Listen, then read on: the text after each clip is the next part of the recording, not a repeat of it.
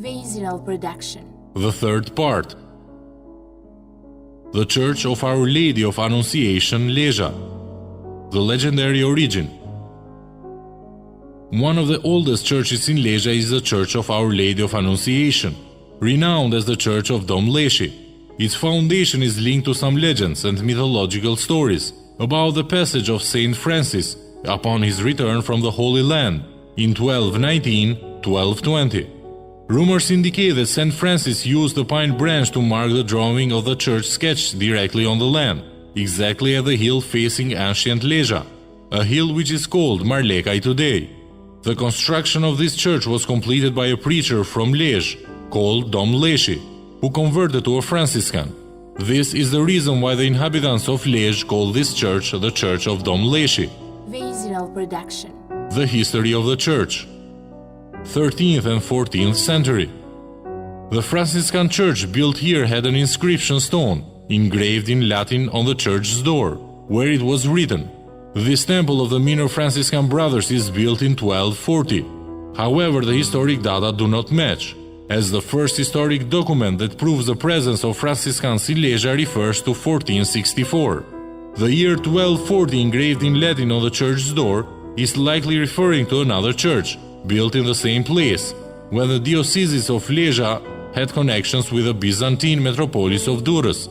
The lacking of certain data leads us to the supposition that the Franciscan monks might have founded their convention after 1393, where the town of Lej passed from Ducagin princes to the dominion of the Venice Republic.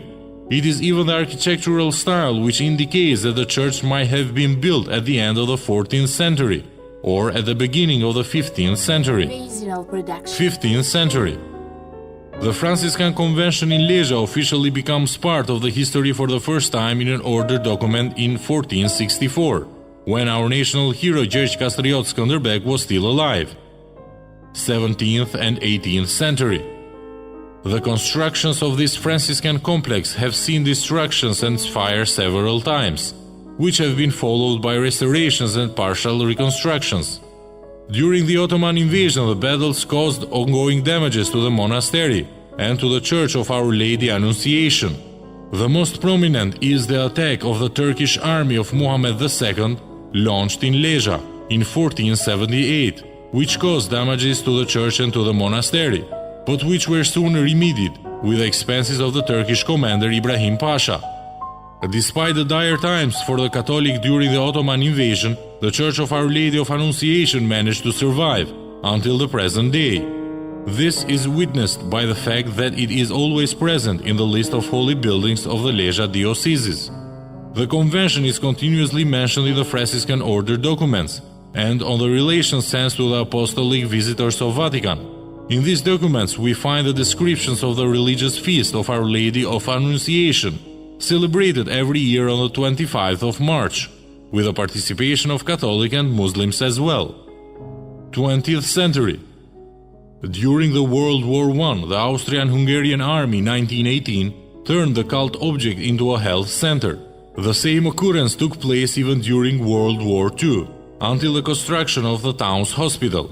With the prohibition of religion in Albania on the 6th February 1967, the Church of Our Lady of Annunciation was the first Catholic church to be closed in the country. At first it turned into a hut and then into a mechanical workshop. Only after the fall of the communism the religious activity of the church resumed, with the Holy Sermon of March 3, 1991. Also the building resumed its functioning as a Christian cult. The visit. The architectonic history of the Church of Our Lady of Annunciation in Leja can be summarized in two phases.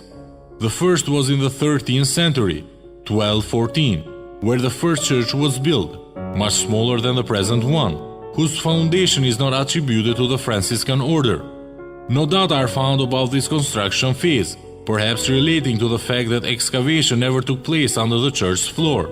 The second phase of this object of cult history belongs to the period at the end of the 14th century, or the first half of the 15th century, when the Franciscan order built a complex in Leja, comprised of the church and the monastery. The monastery itself continuously has undergone reconstructions and important changes up to the present time, whereas the church itself remains unaltered in its essence. The church has a rectangular shape, Its dimensions compared to the other churches of the area are unusually huge. 27.8 meters long, 9.5 meters wide, and 8.5 meters at the altar. The surrounding walls reach a thickness of 1 meter. The exterior wall is not homogeneous at all. Beside the parts made with square stones placed in regular rows, there are others realized with cut hard stones. The sufficient use of filler for the empty spaces and the placing of bricks are an indicator of the numerous restoring interventions. The eastern side of the wall has a conic wooden window. In the southern side, while reaching the choir area, the presbyter, 4 large windows and a side door are open. The wooden door of the facade is decorated with 3 bas-relief plaques: the announcement of Mary, the Nativity of Jesus Christ, and the descent of the Holy Spirit. 2 other plaques made of bronze that represent the saints. Franciscan and St. Clare are inserted into the caps of the side door. Niches are found over the doors decorated by 2 mosaics of golden layer. The mosaic on the facade represents the Virgin Mary, whereas on the south side of the church the mosaic represents Saint Francis, that holds the stick of the migrant in his hand, thus recalling the legendary passage of the poor man of Assisi in Leja. There are also 2 doors lintels that must not be missed because of their inscriptions. The Latin qualitative fragmentary writing is prominent at the facade. Hoc templum franctum minorum edificum est anno Domini MCC 404. The meaning is, this temple of minor Franciscan monks was built in 1240. However, a subsequent discovery took place that contradicts the history. It was a qualitative Venetian inscription, even though incomplete, but containing beautiful Gothic letters, which are distinctive with a side door. Adi primo di settembrio, ser legro paron del navilo, which means 1456 on September 1st, Mr. Legro, the owner of the boats. The interior part. After one visits and relishes the outer part of the Church of Our Lady of Annunciation, the moment comes for the interior of one of the oldest churches of Liège. At the entrance of the church, one may notice that unlike the external front of the facade, the masonry doesn't seem to have been renovated or repaired. This fact makes one believe of the essential unity of the building which has survived until today. The interior part of the church offers half shades, where the Holy Arch and the cross-shaped dome are prominent, which prevails in the square presbyter. The first element that is presented at the entrance is the baptistery, engraved in the red marble of the area and decorated with Christ's figures, surrounded by his 12 disciples. Vizional production. Stained windows. The 4 stained windows made of lead in the southern part show the traditional symbols of the 4 evangelists. The cement-stained windows located to the east show the sunrise, whereas the Easter lamp appears in the rounding opening of the facade, located to the west, a symbol of the glory of Christ. The interior walls. The main gate has a half-circled niche above decorated with a painting that represents Saint Francis, while he collects branches of pine, according to the legend. On its left, the opening of an ancient door shows a wooden precious sculpture of Saint Anthony of Padua.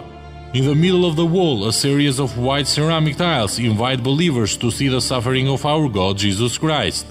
At the end is the Easter candle supported by an artistic candlestick. Above the Holy Arch, the interior of the church is prevailed by paintings of the Archangel Gabriel and the Virgin Mary. The presbyter. Within the Holy Arch, the vine has been superposed. It is a wooden beam over which stands a huge cross. This ancient liturgical furnishing was used to mark the area of the church, which was preserved for the holy celebration. The altar is at the center of the square space of the presbyter, directed to the east, which illuminates the end of the church. Reconstruction works carried out mainly in the years 1993-2010 have brought the interior part of the church to its authentic look.